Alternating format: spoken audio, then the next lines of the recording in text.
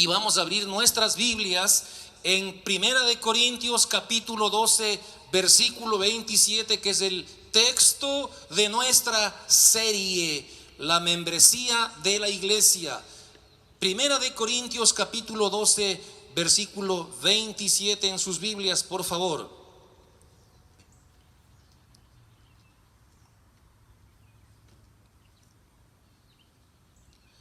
Ya lo tiene, amén. Ok, dice así la palabra de Dios, y este versículo hay que aprendérselo de memoria. Dice así: vosotros pues sois el cuerpo de Cristo y miembros cada uno en particular. Amantísimo Señor, ahora mismo en tu trono de gloria suplicamos la asistencia de tu Espíritu Santo para que hables y ministres a nuestras vidas. En el nombre de Jesús oramos, amén y amén. Yo les había dicho ayer por texto que el tema de hoy va a ser el verdadero miembro de la iglesia del Señor en tiempos de pandemia. ¿Dónde está el verdadero miembro de la iglesia de Cristo? Está sentado en su casa, en la comodidad de su casa. Y si está en su casa, está bien que se conecte por medio de las redes sociales, pero las iglesias están empezando a abrirse porque es una necesidad esencial e importante. Así es que gloria a Dios por los hijos de Dios que se han dado cita. Amén, mis amados hermanos. Hemos dicho muy rápidamente en las 4 semanas, las voy a resumir muy rapidito, lo que no es la iglesia. Y le ruego que me regale los próximos 35 a 40 minutos. Lo que no es la iglesia. La iglesia no es un club para cristianos. La iglesia no es un proveedor de servicios psicológicos. Eso no es la iglesia. ¿Qué es la iglesia? La iglesia es la institución más alta del reino de los cielos en la tierra. ¿Qué es más alto? Míreme acá. ¿Qué es más alto? ¿Qué va a permanecer por los siglos de los siglos? El gobierno es una autoridad impuesta por Dios. Sí, así es, claro que sí. Pero los gobiernos un día terminarán. La iglesia no terminará nunca. Por eso decimos que es la institución más alta del reino de los cielos aquí en la tierra. Eso es la iglesia. También la iglesia es una embajada. Por supuesto, porque una embajada es una representación de un país en otro país. Nuestro país y nuestra ciudadanía está en los cielos, y esto es una embajada. Aquí estamos un grupo de hijos de Dios representando al reino de los cielos. La semana pasada dijimos que la iglesia empezó en Jerusalén con 12 discípulos primero, luego fueron 120, esos 120 se convirtieron en 3,000, lo dijimos, y luego se sumaron 5,000 más. Así empezó la iglesia. Dijimos la semana pasada que los cristianos se identifican como miembros de la iglesia. Levánteme esa mano los creyentes aquí que dicen: yo soy miembro de la iglesia. Quiero ver esas manos. Amén, eso es. Yo soy miembro de la iglesia porque el Hijo de Dios se identifica como iglesia. Dijimos que el primer paso en la vida cristiana para ser miembro de la iglesia es el bautismo. También dijimos que Dios delega líderes con la responsabilidad de tener cuidado de la grey, de la membresía. ¿Cómo el pastor puede tener cuidado de la grey si no hay grey? ¿Cómo puede tener cuidado de la membresía si no hay membresía? Pero también la iglesia delega la responsabilidad, Dios delega la responsabilidad a la iglesia de someterse a sus pastores. Eso dice en Hebreos. Pero ¿cómo puede someterse si primero no es miembro de la iglesia? Pero también dijimos, escuche esta parte que algún día la vamos a tratar. La iglesia, también los cristianos como iglesia, están en la facultad, míreme acá, de expulsar, como me está escuchando, de expulsar a los falsos creyentes, impostores, que también hay hoy dentro de la iglesia. Nuestro texto dice: vosotros pues sois el cuerpo de Cristo y miembros cada uno en particular. Hemos dicho durante estas semanas que la idea central de este texto es que Cristo tiene un cuerpo formado por miembros, y ese cuerpo se llama iglesia. También hemos dicho que el propósito de esta enseñanza es entender que Dios quiere que seamos parte de su iglesia. Ahora, ¿qué es una iglesia? ¿Y qué significa ser miembro de la iglesia? Bien, para entender eso tenemos que entender primeramente el reino de Cristo y la iglesia. Escucha, hermanos, desde la creación, desde el principio de la humanidad, Dios siempre ha tenido tres cosas. ¿Qué es lo que Dios ha tenido? Primero, Él ha tenido un pueblo para quien Él, Dios mismo, ser su rey. Repito, Dios ha tenido un pueblo. ¿Qué más ha tenido Dios? Dios ha tenido un lugar físico en la tierra donde Él manifiesta su presencia. Y la tercera cosa que Él ha tenido es un gobierno para gobernar a su pueblo. Tratemos de entender esto un poquito mejor. ¿Quién fue el primer pueblo de Dios sobre la creación de Dios en el mundo? ¿Quién fue el primer pueblo de Dios? Nuestros padres Adán y Eva fueron el pueblo de Dios. ¿En qué lugar Dios manifestó su presencia con ese pueblo, con Adán y Eva? Bueno, la palabra dice que fue en el huerto del Edén. ¿Y cómo fue el gobierno de Dios? ¿De qué manera les gobernaba? Les gobernaba con su propia palabra. Pero nosotros sabemos que ellos desobedecieron y pecaron. Años más tarde la historia continúa y Dios no ha dejado de tener un pueblo. Siempre ha tenido y hasta ahora lo tiene y lo seguirá teniendo. Más tarde en la historia vemos que Dios tuvo un pueblo y ese pueblo fue el pueblo de Abraham, el padre de la fe, y sus descendientes. ¿En qué lugar donde Dios manifestaba su presencia? Dice la palabra, en la tierra de Canaán. ¿Y de qué manera fue el gobierno de Dios? Fue por medio de la ley de Moisés, el Pentateuco, los 10 mandamientos. Ahí estaba el gobierno de Dios. Pasan los años y sigue la historia y ahora ese pueblo se convierte en la nación de Israel.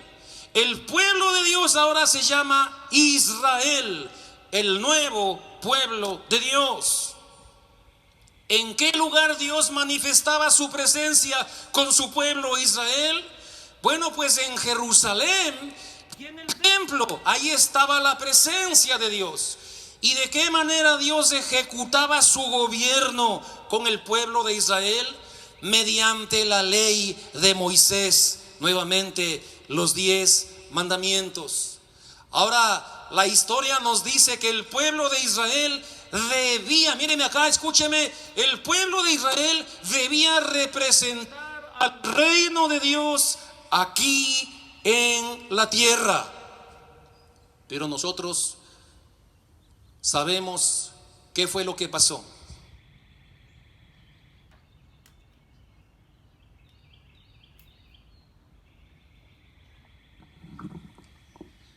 La historia nos dice que el pueblo de Israel hizo bien, representó con excelencia a Dios, hizo quedar bien el nombre de Dios aquí en la tierra, o falló.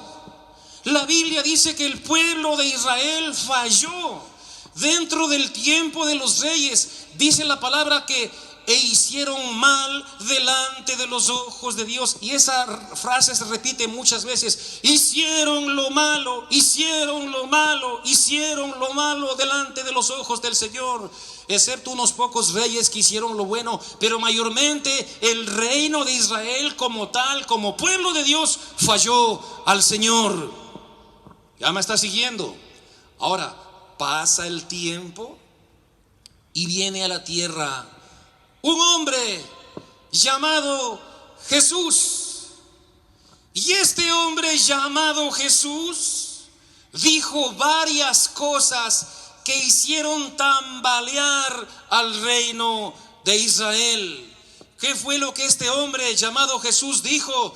Primero él dijo que Dios iba, óigame bien, iba a desechar a Israel. Repito, sí, Jesús dijo que Dios iba a desechar a Israel. Abre tu Biblia en Mateo capítulo 8. Mateo capítulo 8, empezando, ten pendiente el versículo 11 y 12. Mateo 8, 11 y 12. Aquí nosotros vemos que un centurión, que era soldado del ejército de Roma, tenía un siervo, tenía un empleado, un criado que estaba paralítico. Y este centurión había escuchado que Cristo hace milagros. Entonces el mismo centurión va donde Cristo y le dice que por favor le sane a su empleado. Y Jesús le dice: no te preocupes, yo voy contigo. El centurión le dice: no es necesario que tú vengas conmigo. Solamente di tu palabra y mi siervo sanará. Porque el centurión, como soldado del ejército, dice: yo soy soldado y cuando yo doy una orden se cumple. Cuando yo digo a alguien anda, él va. Y cuando llamo a alguien ven, y él viene. Si tú dices una palabra, mi criado sanará. Y mira lo que dice el versículo 10, Mateo 8:10. Al oírlo Jesús se maravilló y dijo a los que le seguían: de cierto digo, aquí está el punto importante, ni aún en Israel he hallado tanta fe. Se supone que el pueblo de Israel era el llamado a tener fe. Pero aquí Cristo mira a un hombre que no era israelita, que era un gentil, y dice: en este hombre he visto mucha más fe de lo que he visto en el mismo pueblo de Israel. Y mira lo que dice el versículo 11: y os digo que vendrán muchos del oriente y del occidente y se sentarán con Abraham e Isaac y Jacob en el reino de los cielos. ¿Qué dice esta escritura? Vendrán muchos de oriente y de occidente. ¿De qué está hablando este pasaje, hermanos? Los de oriente y de occidente se refiere a gente que no eran israelitas, que no eran judíos, eran naciones gentiles, y estas naciones gentiles iban a formar parte del nuevo reino de Dios que Cristo vino a instituir en la tierra.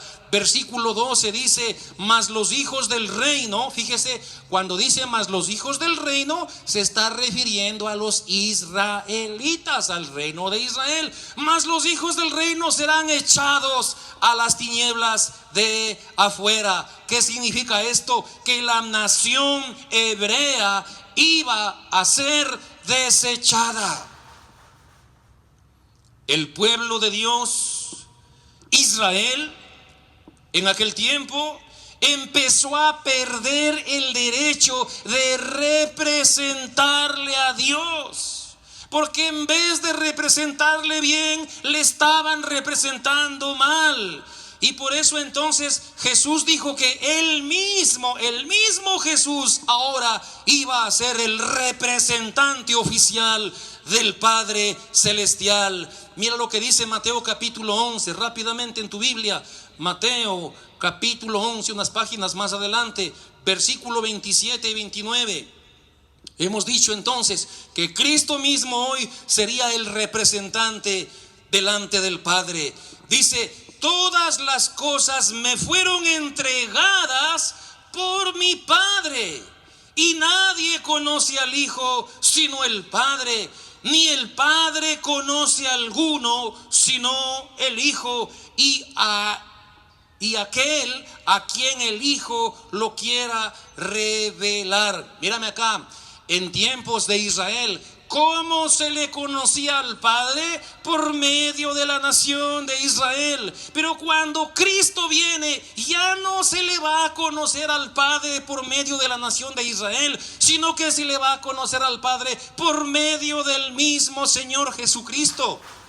Y Cristo va a revelar a sus escogidos. Cristo mismo les va a revelar y les va a presentar a su Padre. Así es que si tú has conocido al Padre, es porque Cristo te lo ha revelado. Pero también cuando Cristo vino y estaba hablando algunas palabras muy importantes, estaba diciendo que Dios estaba estableciendo, escuche, Dios estaba estableciendo un reino que no era geográfico como Israel. Acuérdese, el pueblo de Israel vivió en la Palestina.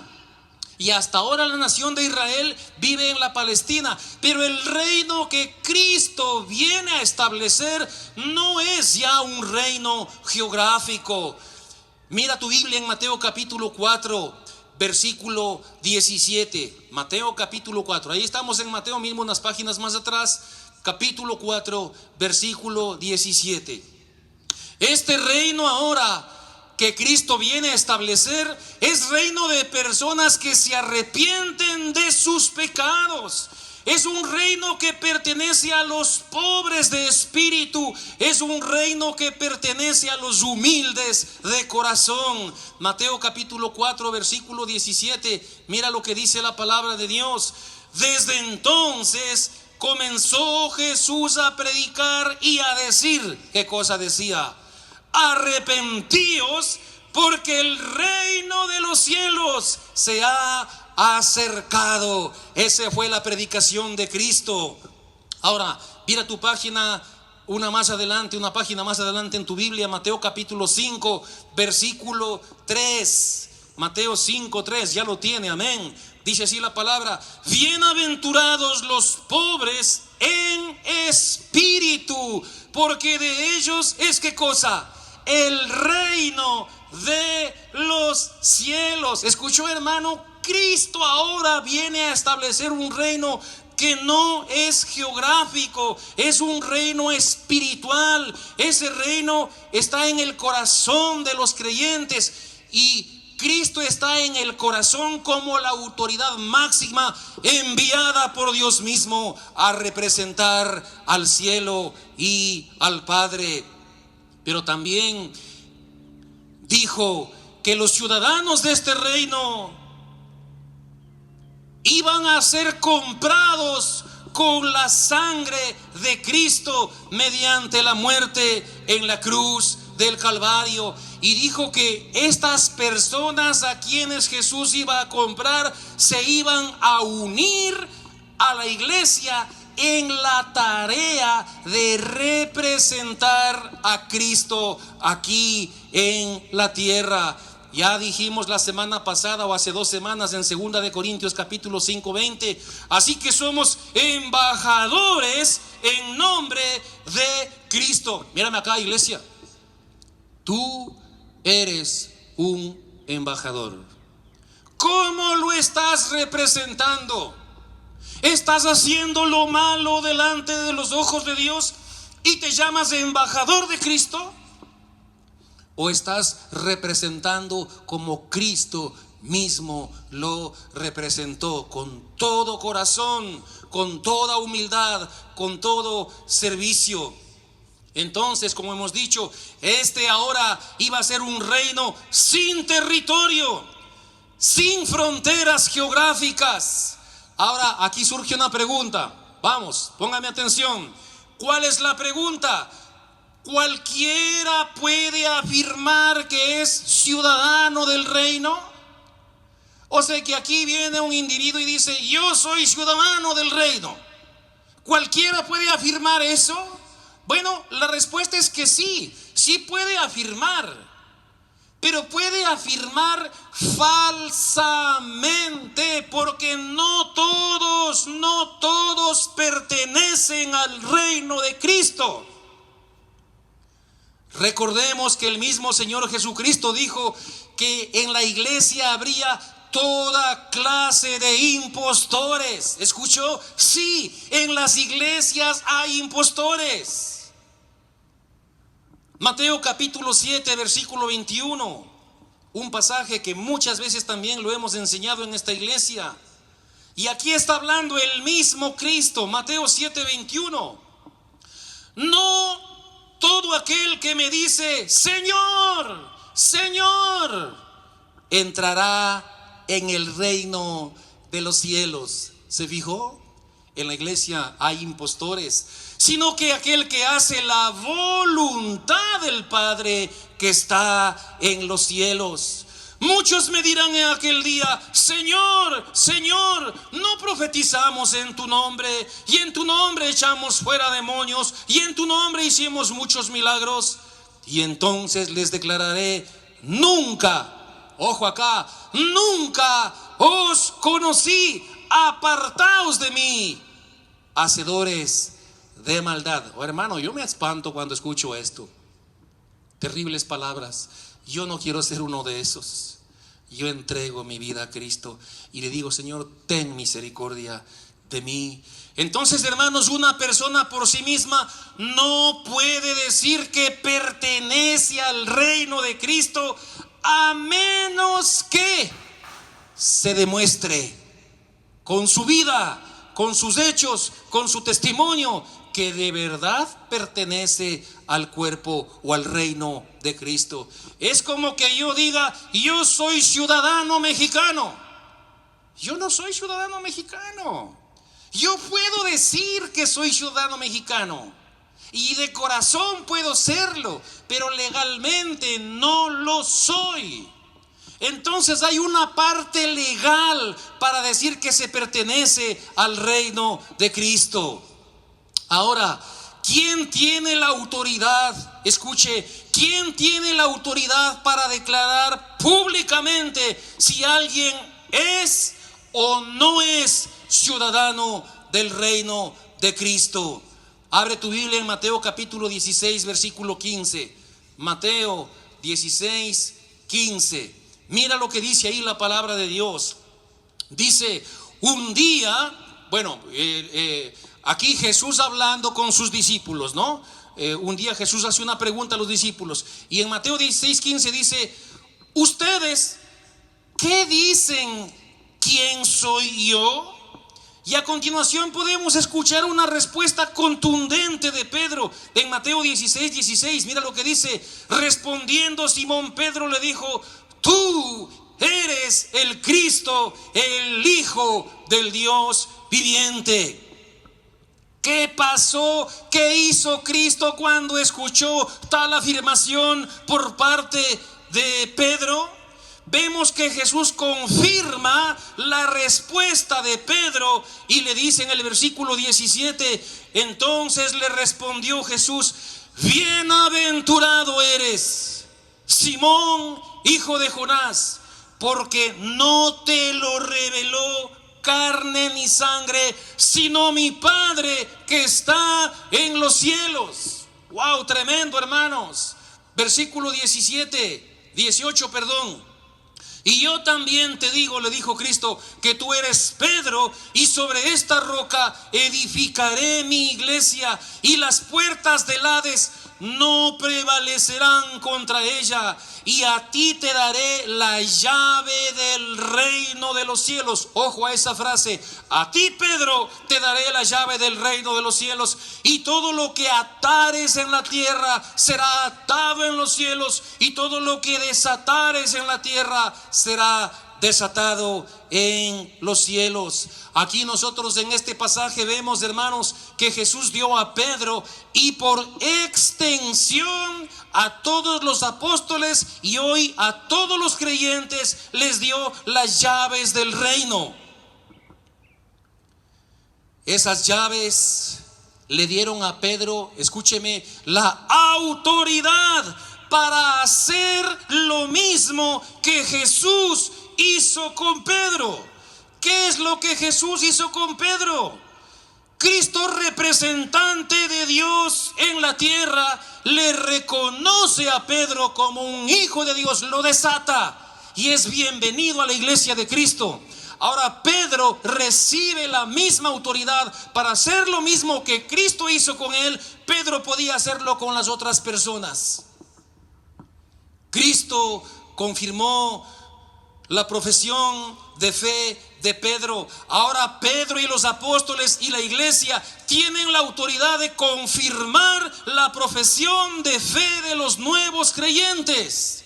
Cristo otorgó a los apóstoles la autoridad de ponerse frente a una persona que profesa el nombre de Cristo, que confiesa a Cristo como su Salvador, que tiene una manera de vivir diferente, una manera de vivir cristiana. Y entonces ahora la iglesia emite un veredicto oficial de parte del cielo, con la autorización del cielo, para decir: este es un hijo de Dios. Y le damos la bienvenida al cuerpo de Cristo que se llama iglesia. Entonces la iglesia mira si la confesión de ese creyente es una confesión verdadera, es una persona sincera o es un impostor. Entonces, de acuerdo con el testimonio de fe, los apóstoles tenían la autoridad celestial para declarar quién en la tierra era ciudadano del cielo y quién no lo era. Esa es la autoridad de las llaves, es la autoridad de evaluar la confesión de fe y los actos de fe de una persona, para que los apóstoles y la iglesia den el veredicto de parte del cielo, reconociendo a esa persona como un hijo de Dios.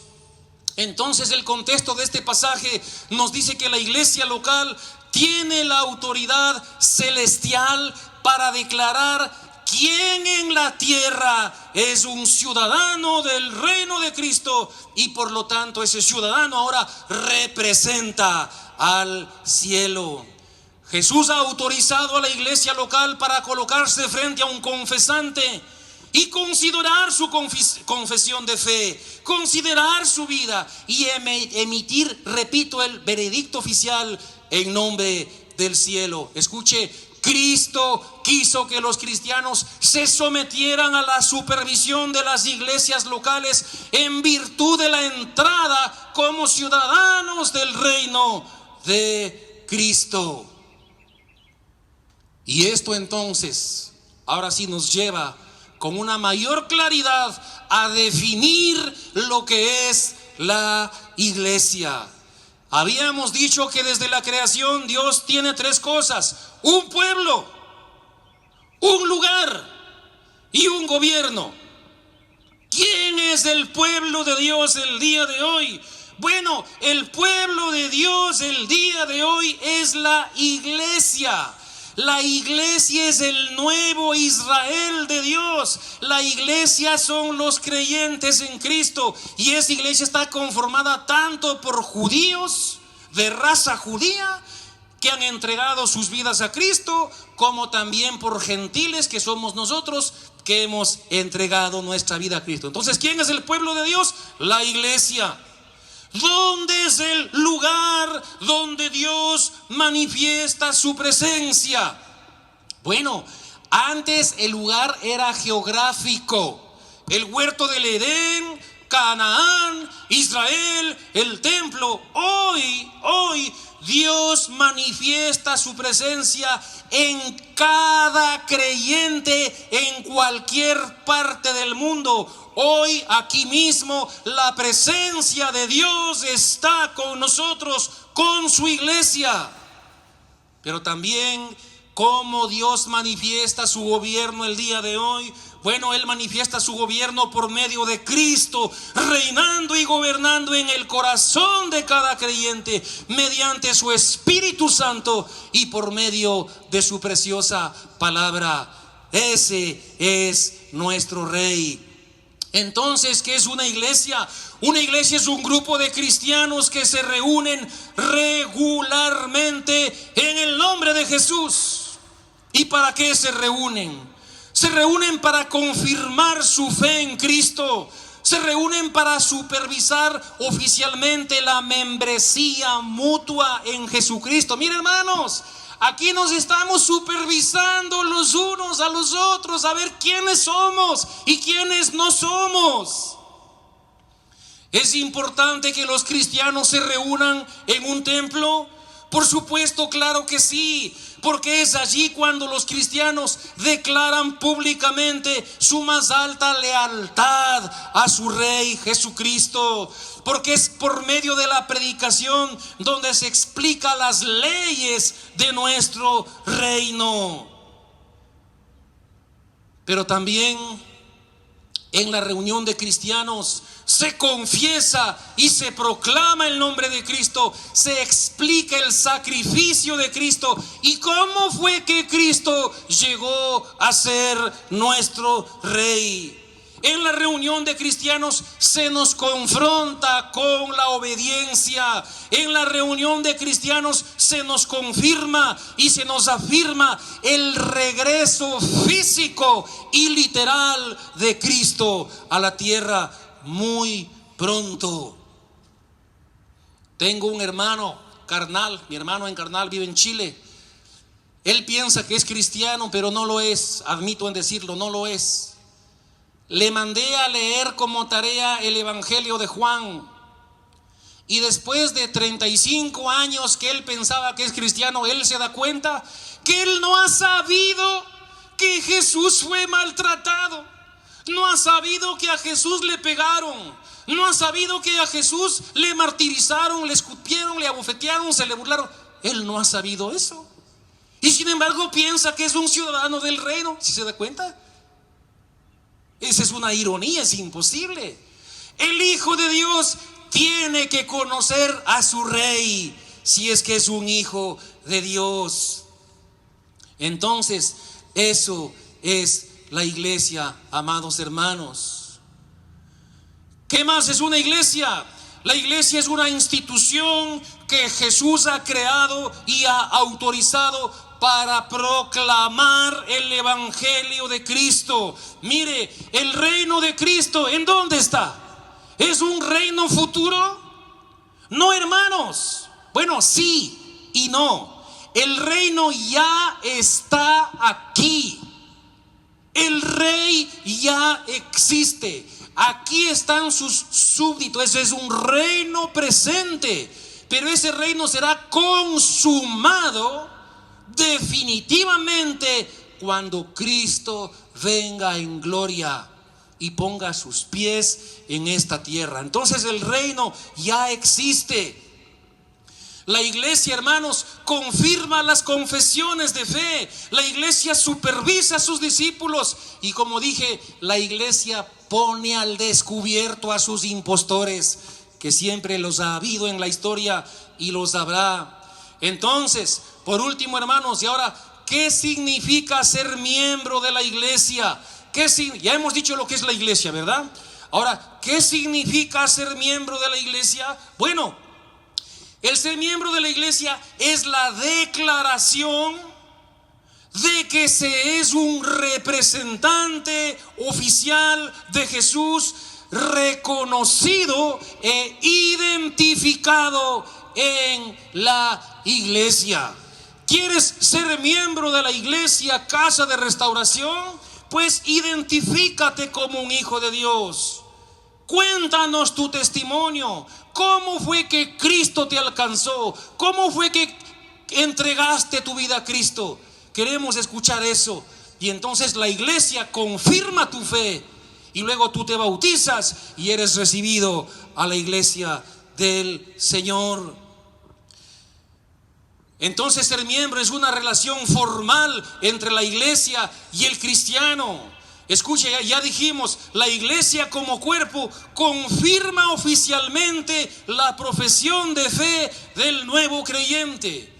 Ese nuevo creyente, una vez hecho la profesión de fe, se bautiza, así dice la palabra de Dios, y la persona se somete o formalmente al servicio, se somete a la autoridad de la iglesia y se somete a la autoridad de sus líderes. La iglesia como cuerpo tiene unas palabras para decirle al nuevo creyente. ¿Y qué es lo que la iglesia le dice al nuevo creyente?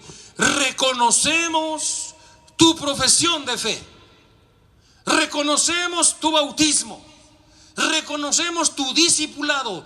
Todo eso lo reconocemos válido porque hemos visto evidencia de tu fe en Cristo. Y debido a ello, confirmamos públicamente y reconocemos que perteneces a Cristo y a la supervisión de nuestra comunidad. Y entonces, por la autoridad que Dios dio a Pedro, a sus apóstoles y a la iglesia. La iglesia también tiene la autoridad con esas mismas llaves de atar o desatar. Cuando la persona que ha estado atada al enemigo, al diablo, es desatada por la fe en Cristo, entonces fue desatado aquí en la tierra para vivir en libertad, y también es desatado en el cielo para ser considerado un hijo de Dios. Nuestro texto dice: vosotros pues sois el cuerpo de Cristo y miembros cada uno en particular. Entonces, iglesia, entregar la vida a Cristo significa ser parte integral de la familia de Dios, parte integral de la iglesia local. Habiendo entregado la vida a Cristo, no es una opción. A ver, ¿me uno o no me uno a la iglesia? ¿Me junto o no me junto? ¿Me hago miembro o no me hago miembro? No es una opción. El Hijo de Dios tiene que pertenecer a una iglesia, sea esta o la de acá o la de acá o cualquiera. ¿Cómo sabe el mundo quién representa a Jesús? ¿Cómo sabe el mundo? Bueno, por medio de la iglesia. El mundo va a saber quién representa a Cristo por medio de su iglesia, porque la iglesia es el cuerpo de Cristo. Mire, escuche, aquí en esta iglesia, Casa de Restauración, nosotros representamos a Cristo cuando predicamos la palabra. Ahora mismo no sé si hay gente pasando y escuchando, pero aquí representamos a Cristo por la predicación de su palabra. También en la iglesia Casa de Restauración representamos a Cristo en esta iglesia cuando repartimos alimentos a la comunidad hispana en nuestra ciudad. Mi pregunta es: ¿representas a Cristo?